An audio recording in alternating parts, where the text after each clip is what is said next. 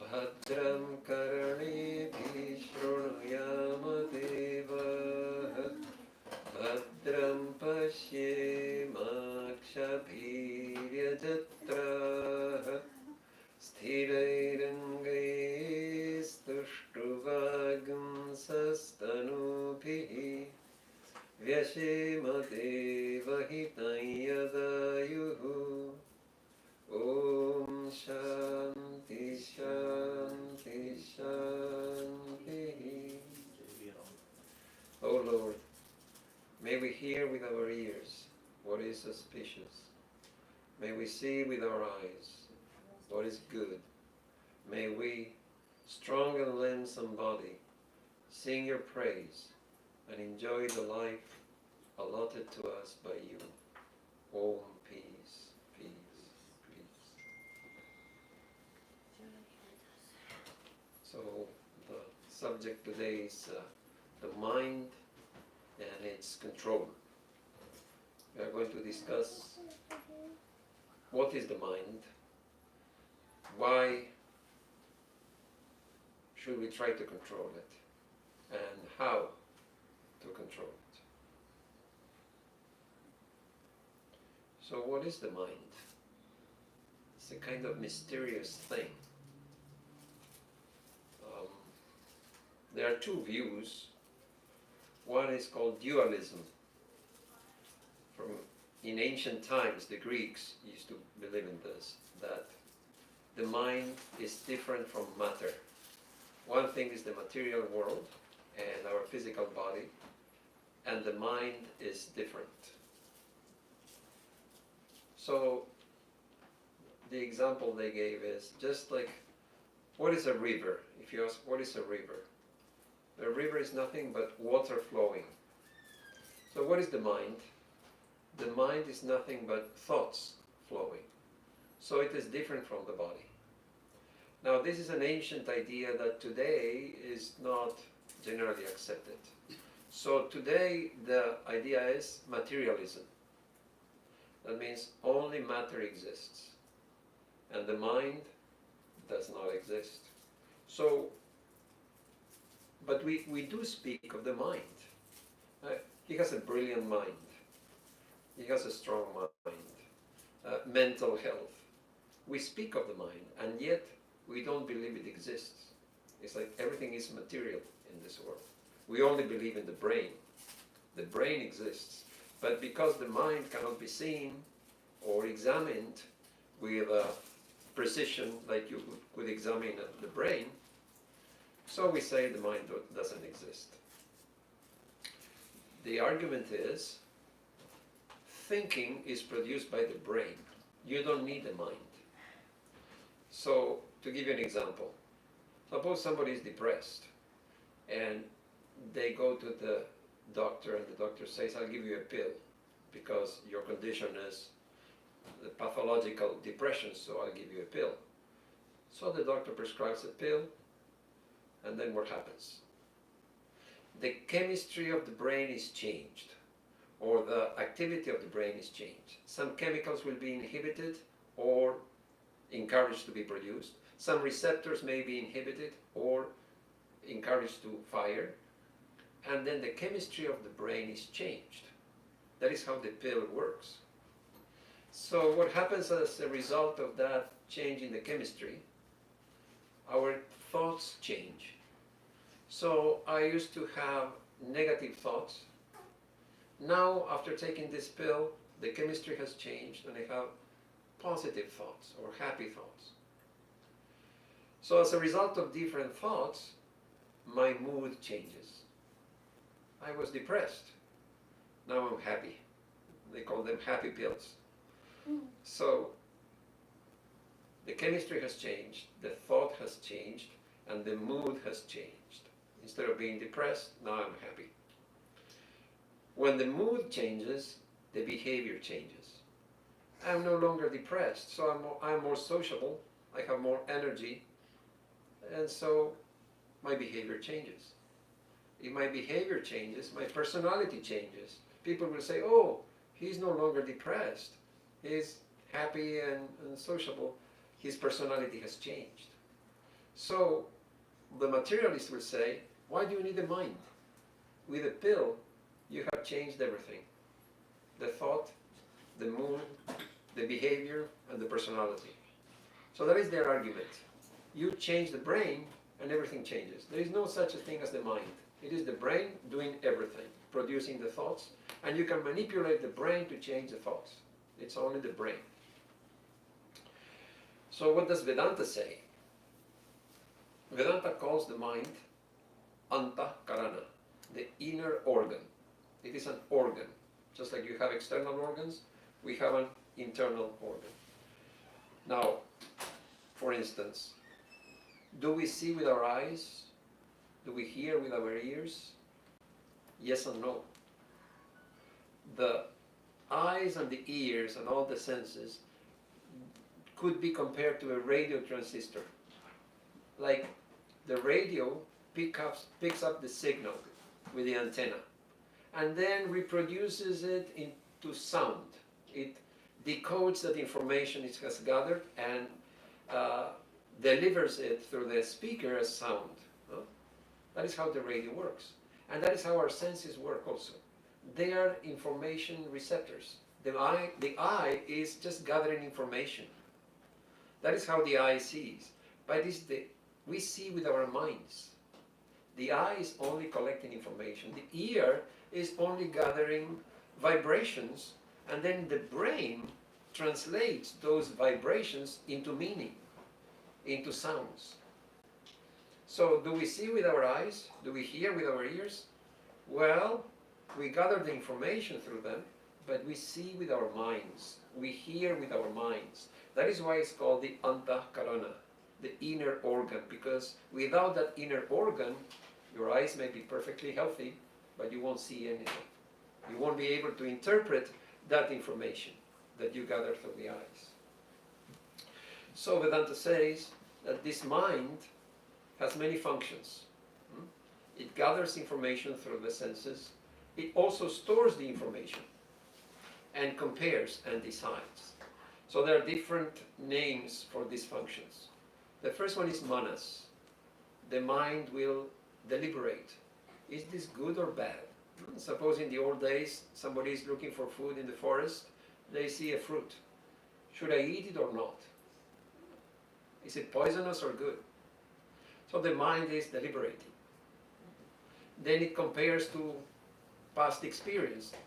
Have I seen this fruit before? No. Then I have to wait. I don't know if it is safe. If I have eaten it before, then I refer to that memory and say, I have no hesitation, I will eat it. But if there is no memory, then you hesitate. So that memory is called chitta. Chitta, you stored all the memories in that aspect of the mind. Manas deliberates, yes or no. Chitta says, this is what you saw before. You can compare notes. Then the buddhi determines what to do. You wait a little bit, you see some monkeys eating the fruit and some birds eating the fruit and say, okay, the buddhi says it is safe. The buddhi decides, do this or don't do that. That's another function of the mind. And the last one is ahamkara. So through all this you see, I deliberate, I remember, I decide. What is the common factor? I. So this ahamkara, this ego, is present throughout this process. So that is a function of the mind, which is very interesting. So the sense of I is not who we really are.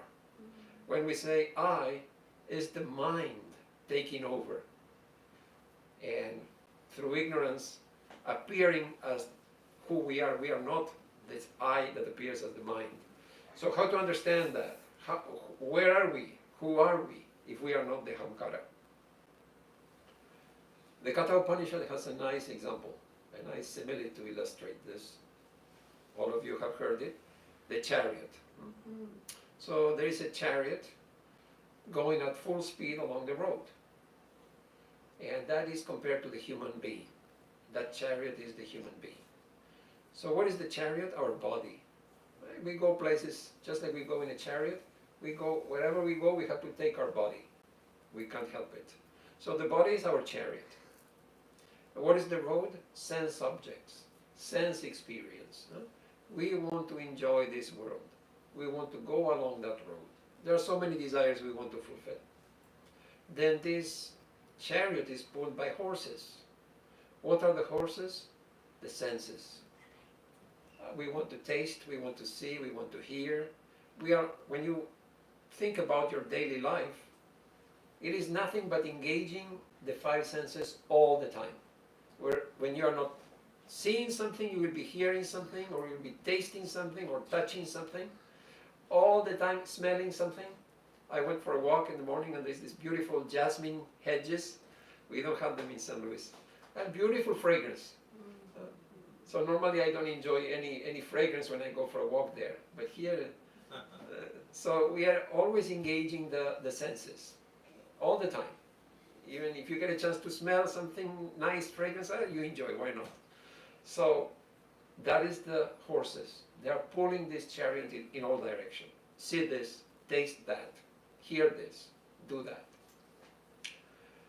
But these horses are dangerous. They can take us to unwanted places. They are unruly horses. Then how to control them? There is a charioteer sitting there, directing the horses. Go here, go there. That is the buddhi. The buddhi says, do this, do that. How does the intellect control the senses? The horses are the senses. Through the mind, manas, the reins.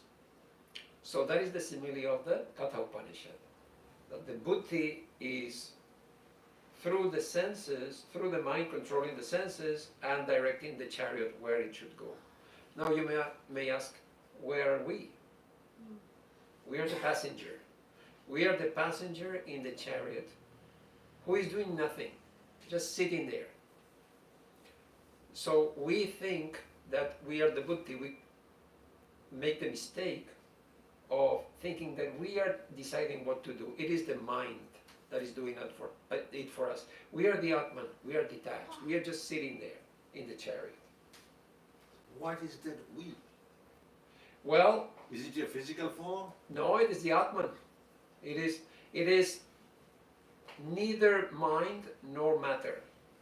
Swamiji will explain it later. We'll see that. It is, who are we, is that passenger in the chariot that Swami Vivekananda says, this world appears as matter and mind, but it's really Atman appearing as both, like splitting itself into both. But the reality is there is only Atman, there is only pure consciousness, and that, as it were, appears as both thought and matter. That is Swami Vivekananda's explanation, which is a matter of experience. We can only hear these words, but they don't make much sense to us. It's something that has to be experienced.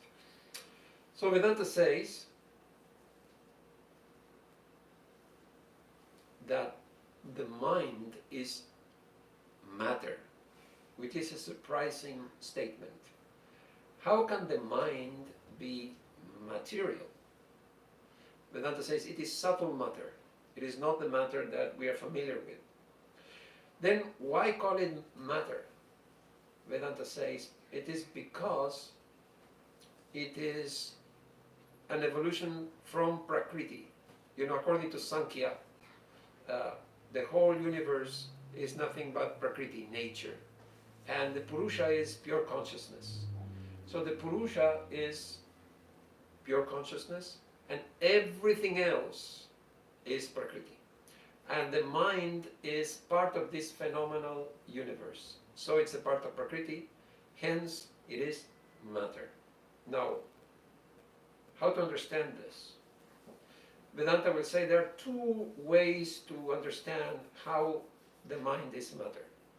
The first one is, it is perishable.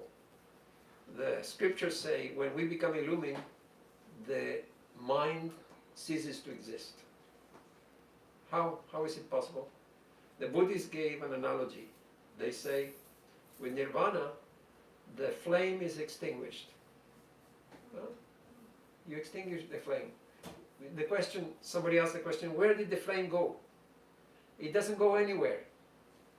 The flame doesn't go anywhere. You're dreaming and you wake up.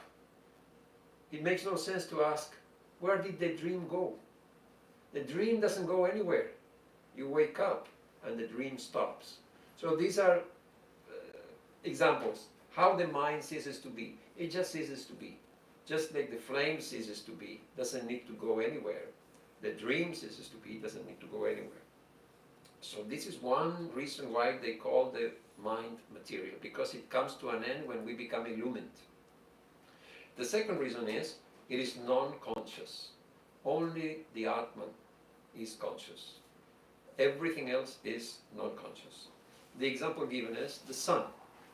When you look at the sun, it's very bright. You cannot look at the sun directly. It will hurt your eyes. You know, when there is an eclipse, they tell you, please don't look at the sun. It will hurt your eyes, and the retina doesn't hurt.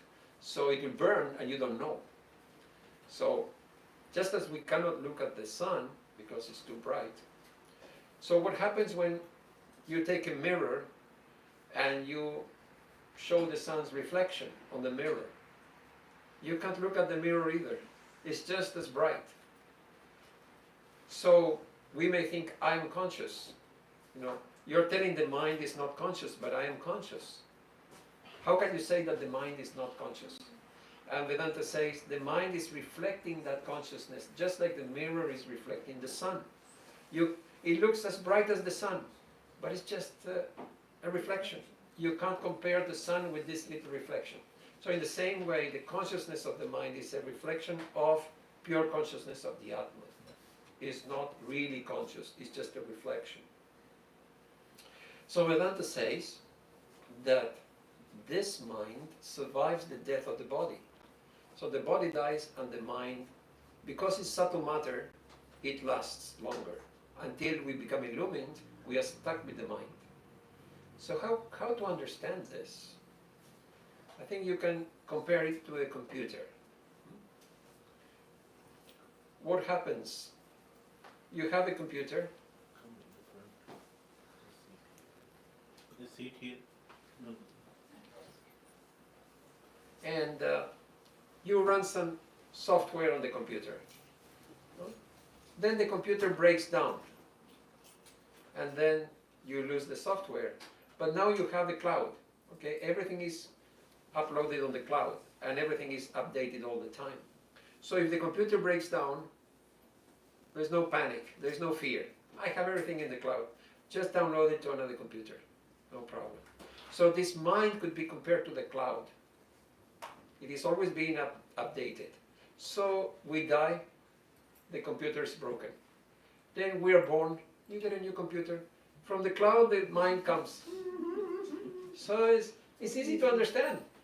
It's easy to understand. It really makes sense. The mind is the cloud. We die, yes, the hardware is gone. Download, you get another computer, no big deal. And in a more old-fashioned language, Sri Krishna says, it's like discarding old clothes and putting on new garments.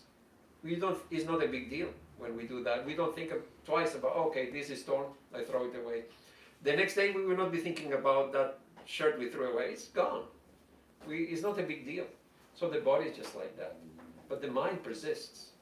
The mind, the cloud is there, ready to be downloaded again.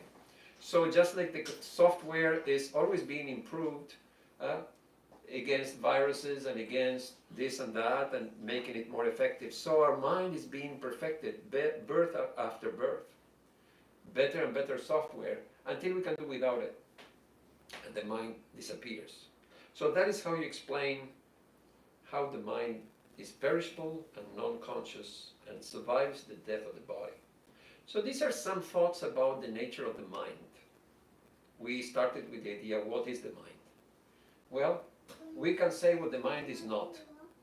It's not conscious and it is perishable. It's not eternal. And it is subtle matter. Why? Because it's part of the phenomenal universe. You know, if I ask you, does a software exist?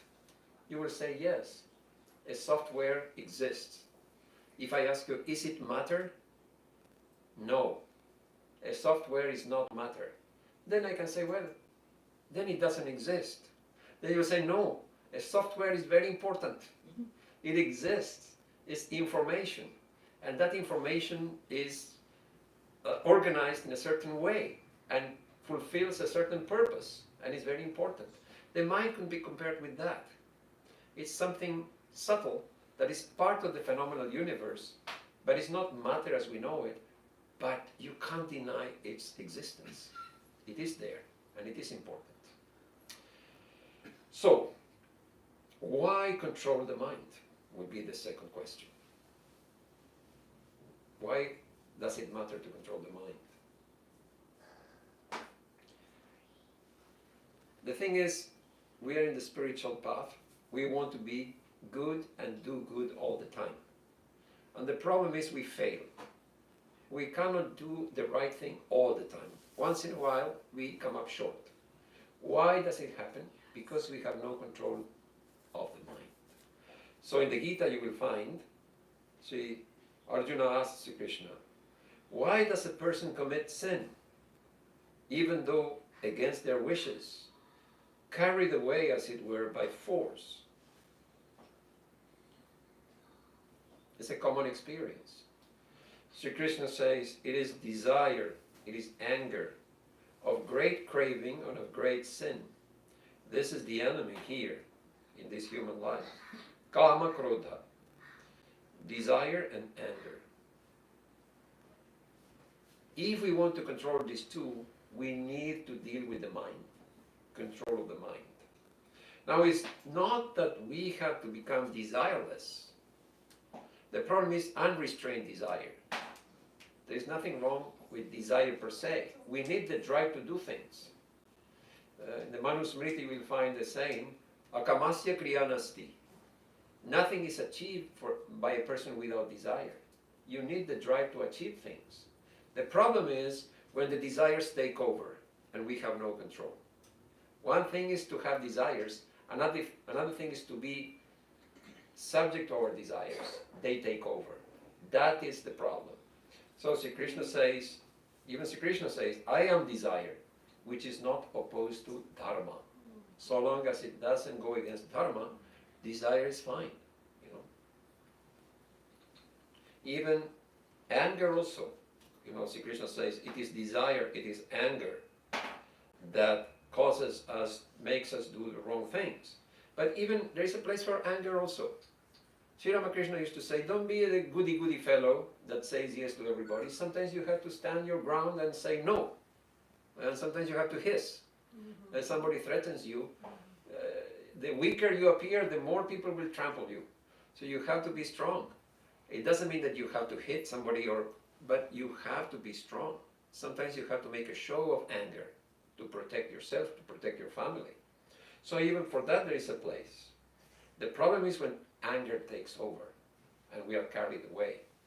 One thing is to have control over it and make a deliberate display of it, which is under our control. Another thing is when anger takes over and we have no control.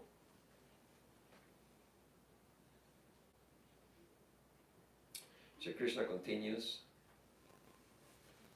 in the second chapter of the Gita. We can connect this idea with what Sri Krishna says in the second chapter of the Gita. He says, thinking of sense objects, attachment to them is formed. From attachment arises desire to possess, and from desire, anger emerges.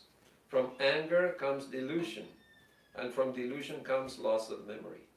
From loss of memory comes the ruin of discernment, and from failure to discern, the person perishes.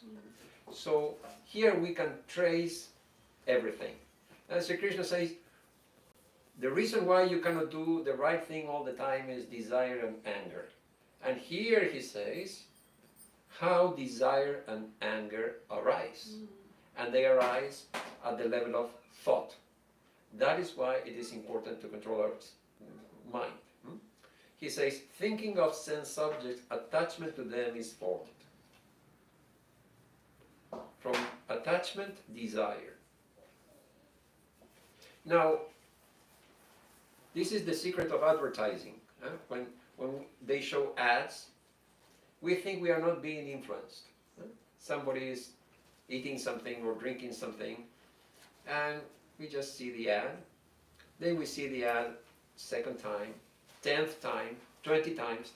And then one day the idea comes, maybe I should try that. But we think it is our own decision. We have not been influenced at all. We like to think we are in control.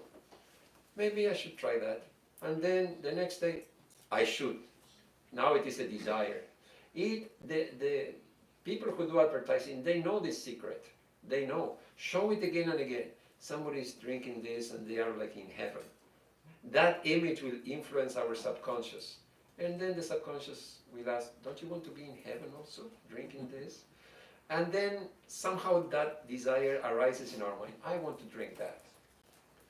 So it arises at the level of thinking. From that comes attachment. And eventually desire. I want to drink that. I want to eat that. Now, what happens when we cannot get what we want? Sri Krishna says, anger. And one example is, I've seen some videos of Black Friday shopping. Yeah. People can kill. So there are videos of people just rolling on the ground, holding to the last TV set, and they're rolling. And so what happened there? I want the TV set. I saw it first. Yeah. And you are standing in the way.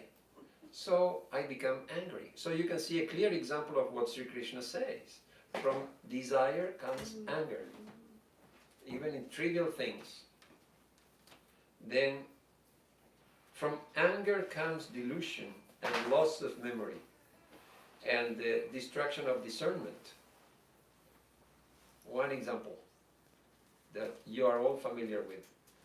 Some years ago at the Oscars, one actor slapped the presenter. Just think about that example. Okay, somebody said something I don't like. We are not analyzing whether what was said was fair or not. That's a different issue.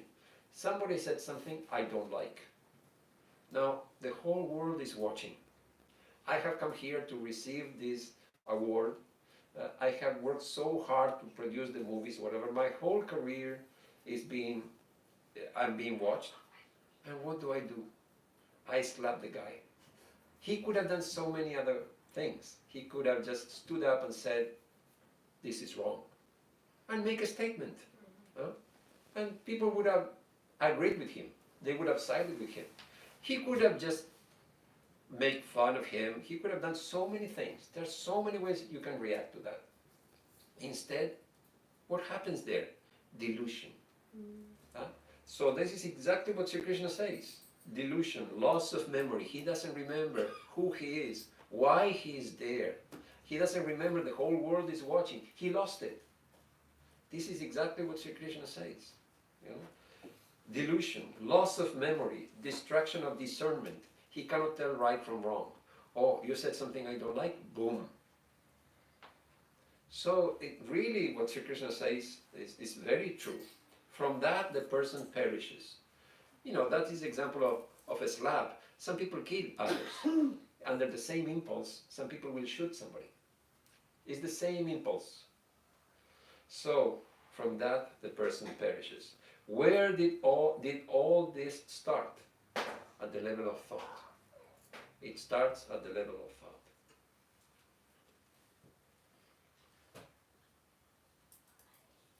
So you could say that, well, but there are circumstances when I am not thinking about anything and somebody attacks me, then it's not my fault. It's not that I'm thinking of something. To give you an example, you are in your car at the traffic light, waiting for the light to change.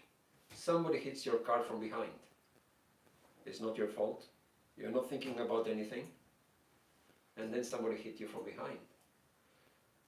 So, but still your reaction will depend on your thoughts. So you can, maybe if you have a gun in your car, you can get your gun and shoot the guy. Some crazy people do that. Huh? That is one way to react. But you can go and just, do whatever is needed, discuss with the person what happened, etc. Your reaction to whatever happens will depend on your thoughts. Your disposition is conditioned by what you have been thinking. If you have a lot of anger built up in you, naturally you will react very negatively, overreact. That's why people overreact, because they are ready to, it's like a spring that's being pressed and then boom, suddenly the spring is released. So really, whether we are thinking about something or reacting to something, it is our thoughts that condition our actions. So the question we ask is, why should we control the mind? It's because the mind dictates how we react to everything, how we act and react.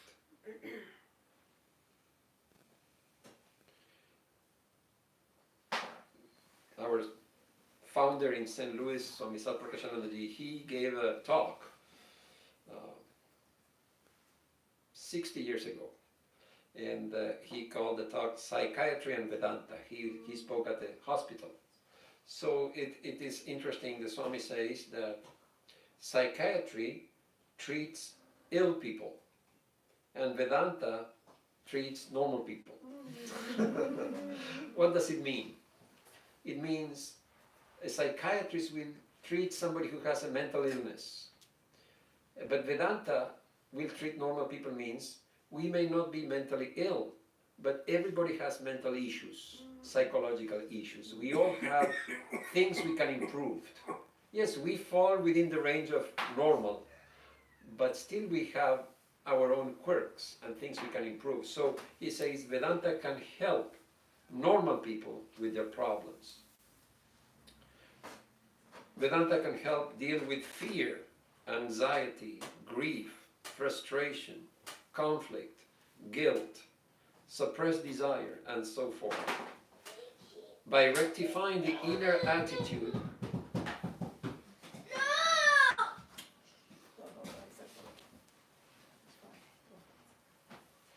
towards the objects, beings, or events concerned.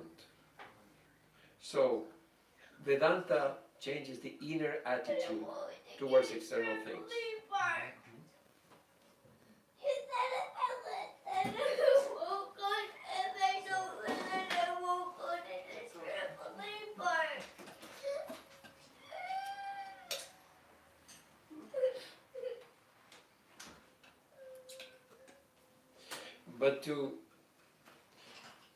And thereby transforming the reactions to them.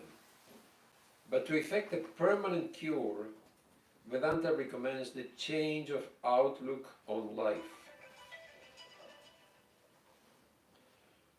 Because the root cause of mental ailments is one's wrong view of life. So, and then he says, so long as one looks upon pleasures and possessions as the primary objectives of life, one cannot be free from emotional involvement. So you want to detach yourself and not be affected by whatever happens. How to do it? Don't consider pleasures and possessions the primary objectives of life.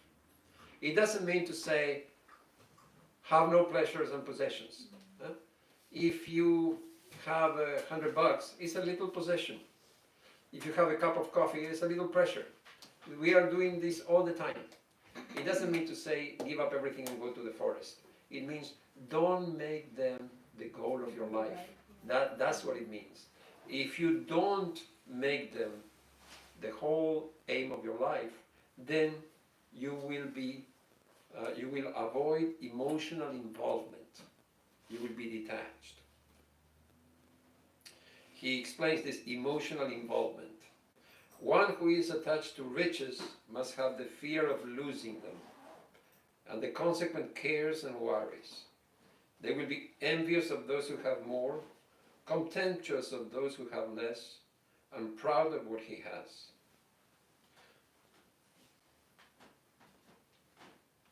Vedanta does not condemn the search for pleasure and possessions, but urges the seekers not to look upon them as the end in themselves. So it's very clear, there's no condemnation. Pleasures and possessions, you can live a normal life, but that shouldn't be the aim of life. That should not be your all in all. That's the important thing. Swami Nirkarananda says, we are what our thoughts have made us. So take care about what you think. Words are secondary. Thoughts live. They travel far. Now, this is something that the materialists, many of them will not agree, that thoughts are powerful, that thoughts matter. Suppose I tell you, I love you. What have I done? I have produced some sound, some vibrations. And those vibrations have some meaning. And you heard that sound and you reacted to I love you. Now suppose I say I hate you. What have I done? I have produced some sound again, released some information, and you will react to that differently. You can't help it. I love you and I hate you are not the same. If I hear I love you, I will react in a certain way. If I hear I hate you, I will react in a different way, especially if the person means that. Now, if somebody is sitting who doesn't know English, doesn't matter. You can say I love you, I hate you. They are unaffected. For them, it is sound. That's all. Now, what happens if I think I love you, but I don't say it? Or I think I hate you, but I don't say it. Now, the materialist will say it is an epiphenomenon. That means there is no consequences. It is something secondary that has no effect in the real world. Thinking I love you, thinking I hate you, makes no difference. You can think whatever you want, it doesn't matter. That is the materialist point of view.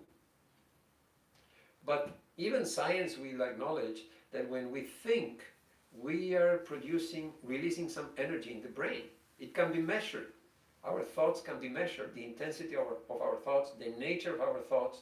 With the modern scanning, they can find out so much about what we are thinking. So it is a phenomenon. Something is happening. Just like when we speak, we are producing sound. When we think, we are doing something in our brains. So it seems to indicate that something is happening and it makes a difference. But materialists will say no, it makes no difference. Now suppose, to give an example, two soldiers go to war and they come back after some time. One has lost a limb and everybody is sympathetic. He's treated like a hero, gets a pension, no questions asked. You lost a limb, fine. The other person the body is intact. So they just, they don't treat him, they don't give him all that attention because he hasn't suffered as much. He hasn't made such a sacrifice. But then the second person, after some time, he cannot sleep at night. He loses his job. He starts drinking. He has anger issues. What happened? There is an injury, but it is in the mind. It is not visible. In the old days, they couldn't figure this out. Now they know about PTSD and all that. So then thoughts matter. You can be injured in the mind, in your thinking. Nobody can tell. Just like when you say, when you think I love you, I hate you, nobody can tell. But it makes a difference. Every thought makes a difference. Just because you cannot see it in the physical world, it doesn't mean that nothing happens. Something happens when we think, thoughts. Definitely something happened. That's what Swamiji said. He says, we are what our thoughts have made us. That is Swamiji's statement. He also says that every thought that has ever been, will leave an impression somewhere. And will live on. Yeah. Live on. Live Yes. on. Yes. Every thought that Yes. has ever been thought. Yes. He also said that there are great souls who are born just to think some thoughts. They are never involved in anything in the world. They live and die unknown. Yeah. They come just to think some thoughts and release them. It's hard to understand. Also, Swamiji, didn't he say that who you are, what you think you are? Yes. Yes. Not what you wish you are, what you think you are. Yes. Yes. Yes. Yes. And that is very powerful. It is. It is very powerful. Who So- you are, what you think you are. So Vedanta acknowledges the importance of thought, and if thought is important, then we should try to control it naturally, because it is from thought that everything else follows, behavior follows, and everything else, action follows.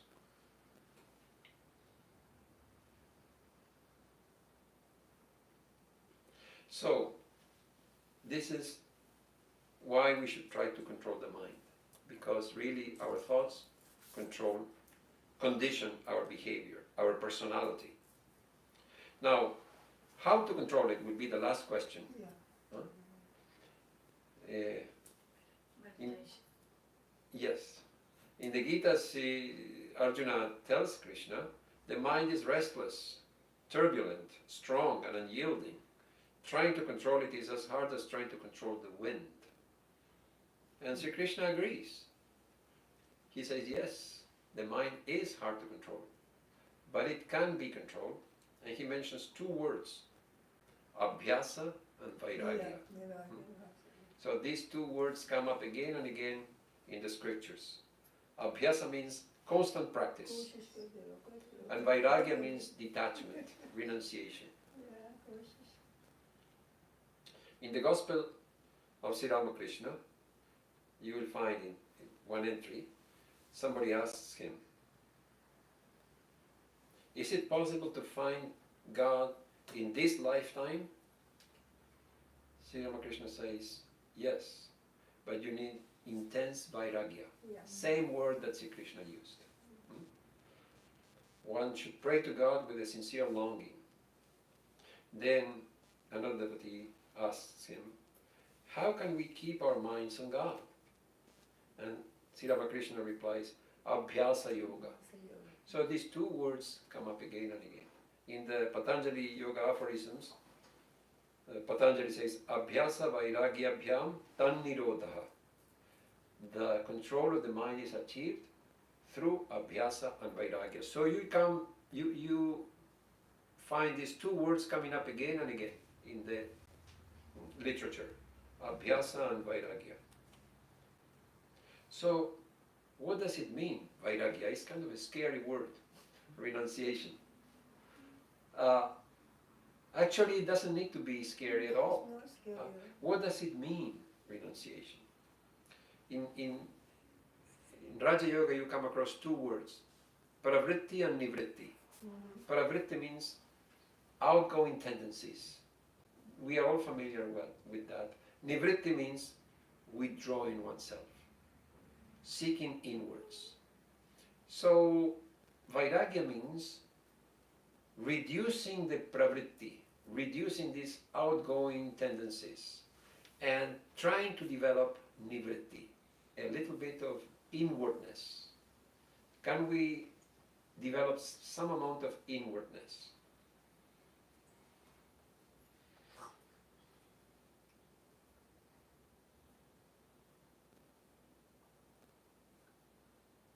Constant practice, we are told again and again, abhyasa.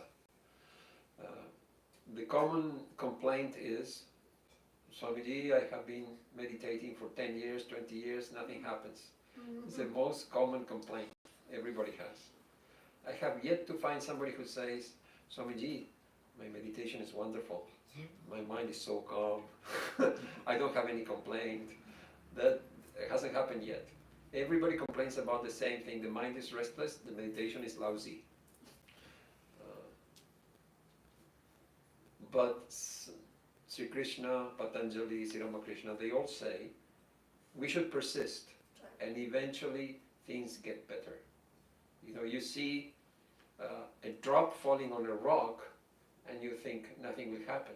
But if you wait 1,000 years, it splits the rock into two, just one drop of water. So persistence will do it, no matter how difficult it is. If you persist, just like that little drop, you give it enough time, that drop will break the rock into two. But if you persist, when did you know you arrived? Oh, you will know. In what way? It's like when you wake up from your dream, you know you have woken up. Nobody will have to convince you. So it's something similar. I think the patience, people, Yeah, patience not there. yeah, Yeah, it's a perseverance, but I have result right now. So the patience Yes, is not, that's yes. I think the problem is. yes, yes, yes. But I think it is true, but those devotees who somehow, through their good samskaras, good luck, they develop a taste for it. Once you develop some taste, you won't give it up. You continue to struggle. Some days will be good, some days will be bad. But once you learn to appreciate what you can get from it, from this path, there's no going back.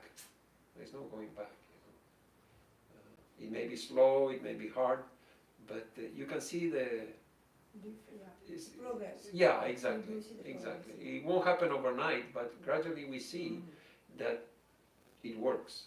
Sometimes the things, if you look back, some of the things that you used to react to, Yes, but now you are responding by thinking and not jumping, so things like that. yes, The simple thing is like somebody honks at you and passes you in the traffic or comes too close, it used to bother you. yeah, But meditation 6 months later, it's like, oh, okay, he must be in a hurry, let him go ahead. yeah, That Exactly. response is from meditation.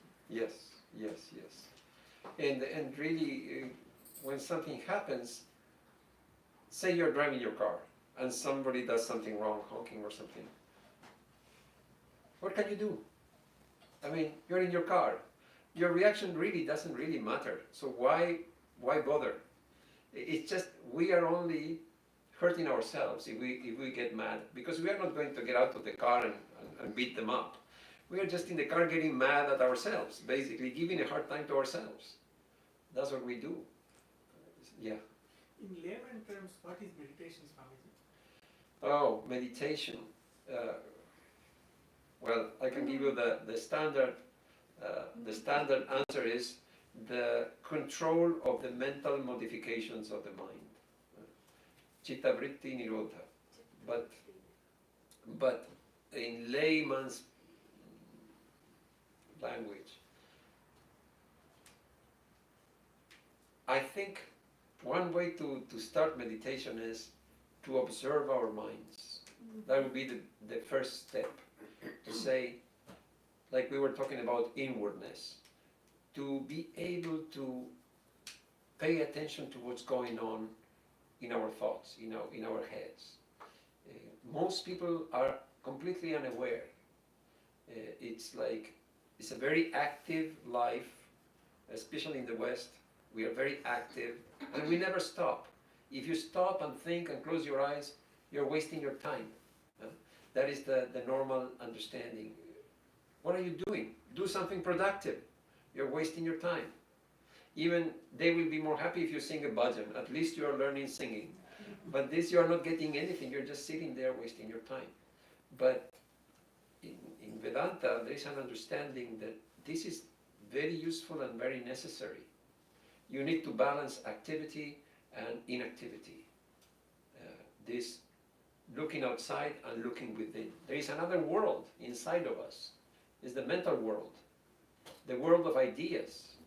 When you just close your eyes and observe, that would be the first step of meditation. Is just not to try to control, because you have to know something in order to control it.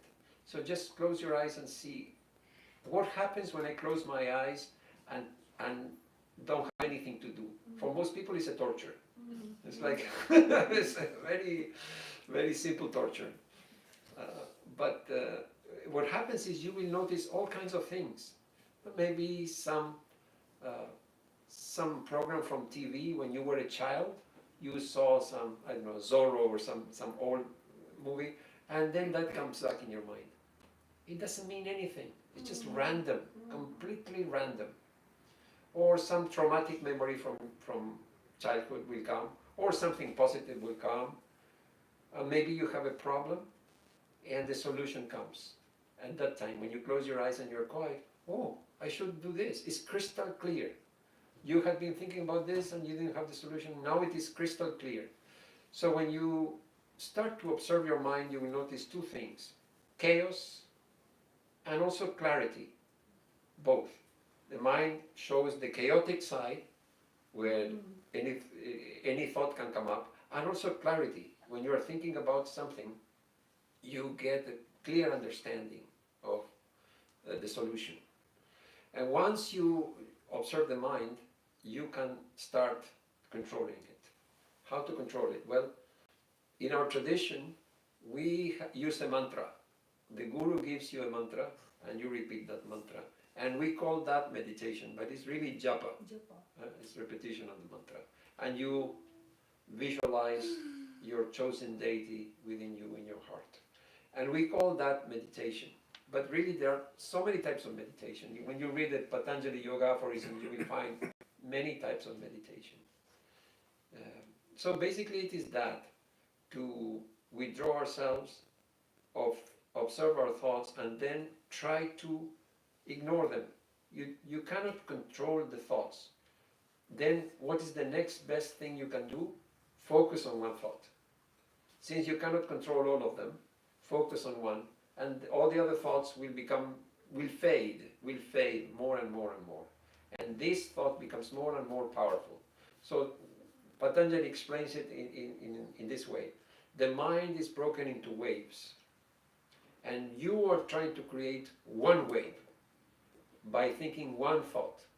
When you think about that wave, make that wave bigger and bigger and bigger, then everything becomes one wave. And then all the waves collapse, and then you attain samadhi. So that's what we are trying to do. Is if I try to control the waves one by one, I will never finish. So focus on one wave. What is your wave? Your mantra, your chosen deity. And that should be, you hold on to that. Your attention should be fixed on that. And all the other thoughts will fade away. That is how we meditate. So really, what we do is concentration. It's not meditation. Meditation is a higher state. Why do we call it meditation then, and not concentration? Because what we do has a spiritual purpose. If we call it concentration, concentration can be on anything. You can be a hardened criminal and have a lot of concentration. Some people in jail, they're brilliant. They're really brilliant, but they're also crooked. So concentration is not enough. Concentration with a spiritual purpose becomes meditation. So for us, it's very clear why we want to concentrate the mind. It is because we want to direct it to God. Swami Chaitanya, you might know, he said when the thoughts come, don't entertain them, they're like an uninvited guest. Yeah. If you don't pay attention to that guest, you will leave very soon. Because you're not giving it food. Yes. So that's a very good example. Long time ago I heard that from Yeah. Swami Chaitanya. Prabhajika Divyananda Pranaji on one of her YouTube, several of her YouTube, Yeah. she says life is 10% circumstances and 90% reaction to those circumstances. Exactly. Exactly. But Swami, I want you to explain something. Now we talk about reaction, okay? But then if we have the right information, if we are able to get the right information, I think you'll see the other example. One person was driving a car, okay? And the person in front of him was very slow. So he getting very irritated, naturally. So then he gets a chance somehow see who's the driver. The driver is an old man, okay? And once he sees that old man, then right away his attention goes to his father. That if my father was sitting in that car driving, he would just do the same thing. So I would have a different feeling about different at that time. Yeah. So I think when you have some information or some kind of a exposure to the real situation, I think then I think so. you change your attitude there too. Then in every situation you feel like, okay, maybe this is how it is, maybe this is what. So I think that really works really good. If we understand, then our attitude will be different. Yes, It's yes, a beautiful saying by Lincoln. yes, He said, I don't like that person. yeah. I should get to know them better. Exactly, that's exactly what I'm saying. If you know the situation, if you put your mind not to that person, not to the situation, to the incident, so I think you can have better Yeah. understanding. Yeah. Yeah. It's very true. Thank you. So Maharaj, Pranam, I have one question. You know, we talk in Bhagavad Gita or otherwise anger all the time. Is frustration almost tagged in the same category as anger, or it is a different entity in terms of mind and its control? Frustration. I think it's different. I think there is a subtle difference because when you're angry, I think it's more dangerous. And frustration, you can be frustrated and not angry.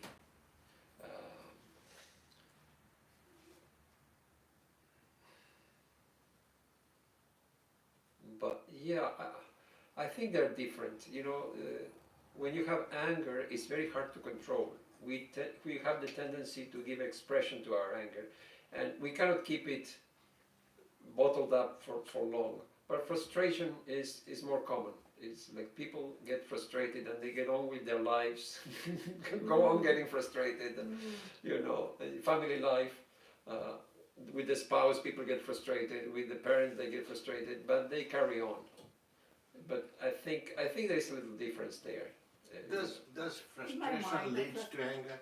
Yeah, it can. Yes, Oh yeah, yeah, sure, that would produce sure, anger, sure, yeah. sure. What about putting it this way? Frustration is a feeling, Yes. and the anger is a reaction. Yeah, that you can say that. And another Yes, thing, the yes. frustration is your own. I mean, this is, you have to deal with that. Yeah. Anger, you involve somebody else. Yeah, It's, yeah, it's yeah. towards somebody else. But That you is know, dangerous. at the root of all these negative feelings is Yeah. the ego. Ego. At the root of it all. Yeah. So what happens is, really, we have our likes and dislikes, and that is, anger is not the problem. Frustration is not the problem. Right. What is the problem? The ego and the likes and dislikes that we have. Exactly. Because if we put aside our likes and dislikes, then very hard to get angry, very hard to get frustrated, because I don't have strong, we will have our likes and dislikes, but if they are not strong, you can be like a witness. Oh, this happened, I hate it, but I'm okay. You can be like a witness to your likes and dislikes. Oh, I don't like this, but I'm okay. Why should I be mad? It is a choice. So if we cannot get rid of our likes and dislikes, at least we can detach and say, yeah, this is not something I like, but I'm okay. I have seen many people have that attitude. It's a sign of spiritual growth when you can do that. And an immature personality will be immediately carried away by their likes and dislikes. Oh, he said this, I don't like it. And we have a tremendous reaction. So I think it's a sign of spiritual growth when people can set aside their likes and dislikes. And that is what is producing anger. That is why Sri Krishna says, desire and then anger, when you don't get what you want.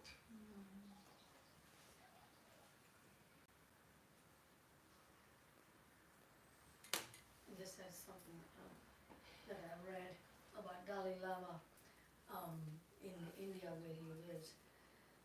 He was being interviewed by a reporter, and when the reporter stated to him that you just saw this small child being overrun by the bus on the street, and you were so emotional and crying, And then later on, he had audience with other his colleagues, where someone told a joke and he was laughing away. So the reporter asked him, "Why aren't you concerned about that?" The child, he said, "That was that moment, and this is this moment." He was in the moment. Yeah. And Yeah. didn't cross over. That's very true. But it's hard for some people to understand that, you know.